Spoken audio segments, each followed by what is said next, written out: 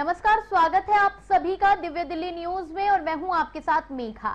European space agency ने संकेत दिया है शुभांशु शुक्ला और एक्सियोम 4 क्रू की धरती पर वापसी 14 जुलाई से पहले नहीं है संभव।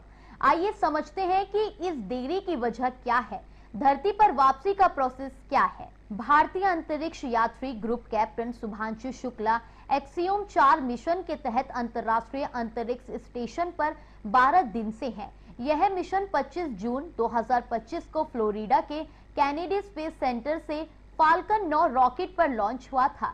शुभांशु और उनके साथी अंतरिक्ष यात्री कमांडर पेगी विहिस्टन अमेरिकन, स्लोवोस उजानस्की, विस्ट्रिस्की पोलैंड और टिबोर कंपू हंगरी 10 जुलाई 2025 के बाद कभी भी धरती पर लौट सकते हैं। वापसी में देरी की क्या है वजह, चलिए जानते हैं। शुभांशु शुक्ला और एक्सियोम 4 क्रू की धरती पर वापसी में 3 से 4 दिन की देरी की कई संभावित वजह हैं, जो तकनीकी और मौसम के कारण से जुड़ी है। इनमें शामिल है फ्लोरिडा तट पर खराब मौसम। आपको बता दें कि एक्सियोम 4 क्रू स्पेस के ड्रैगन कैप्सूल ग्रेस में धरती पर लौटेगा, जो फ्लोरिडा तट के पास अटलांटिका महासागर या मैक्सिको की खाड़ी में सॉफ्ट स्प्लैश डाउन करेगा। लेकिन अगर इस क्षेत्र में तेज हवाएं, बारिश या तूफान जैसी मौसमी परेशानियां हो तो सुरक्षित नहीं होगा।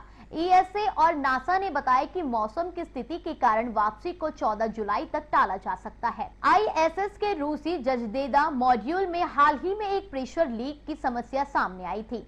नासा और रूस की अंतरिक्ष एजेंसी रोस्कोसमोस ने इसकी मरम्मत की, लेकिन मरम्मत के बाद एक नया प्रेशर सिग्नेचर देखा गया। इसकी जांच के लिए नासा और रोस्कोसमोस को और समय चाहिए, जिसके कारण एक्सियोम 4 की लॉन्च और वापसी में देरी हुई।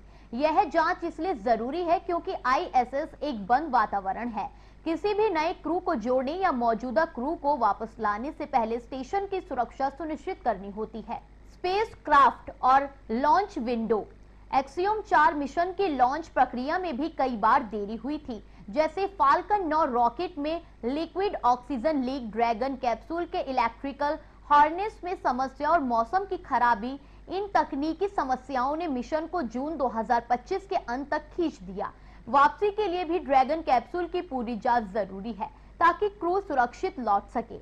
इसके अलावा आईएसएस और ड्रैगन कैप्सूल की कक्षा को समायोजित करने के लिए सटीक समय लॉन्च विंडो चाहिए। अगर मौसम या तकनीकी कारणों से यह समय चूक जाता है तो अगले उपयुक्त लॉन्च विंडो का इंतजार करना पड़ता है। आईएसएस संचालन। आपको बता दें कि आईएसएस पर कई मिशन एक साथ चल रही हैं, जैसे क्रू 10 और क्रू 11। इन मिशनों के लिए डॉकिंग पॉड सीमित है।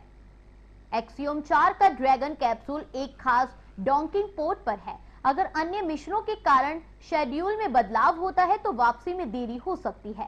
नासा यह सुनिश्चित करता है कि एक मिशन की वापसी और दूसरे की लॉन्चिंग के बीच कम से कम 48 घंटे का अंतर हो, ताकि स्प्लैश डाउन के बाद ड्रैगन कैप्सूल की जांच हो सके।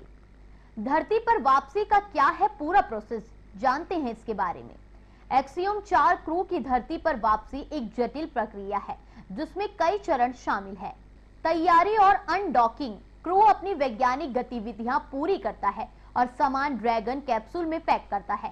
शुभांशु ने मेथी और मूंग के बीजों को फ्रीजर में रखा है, जो पृथ्वी पर विश्लेषण के लिए लाए जाएंगे।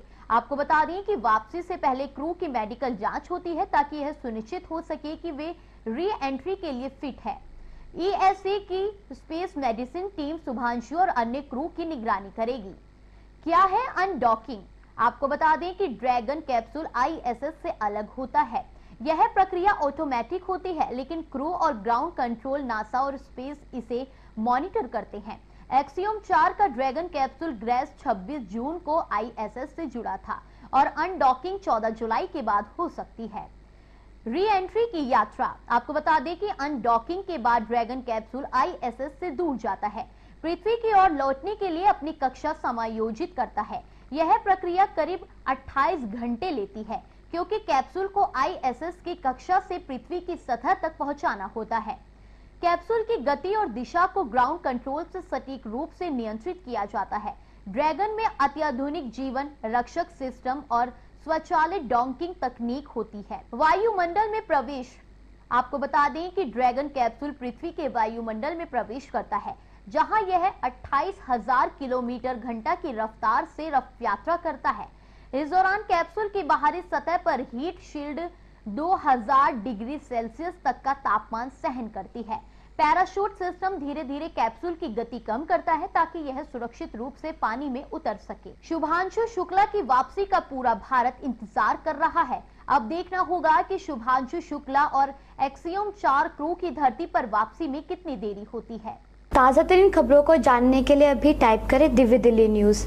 नीचे दिए गए सब्सक्राइब बटन को दबाएं और नोटिफिकेशन के लिए दिए गए बेल आइकन को क्लिक करें। हमारे वीडियोस को लाइक, शेयर और कमेंट करना ना भूलें।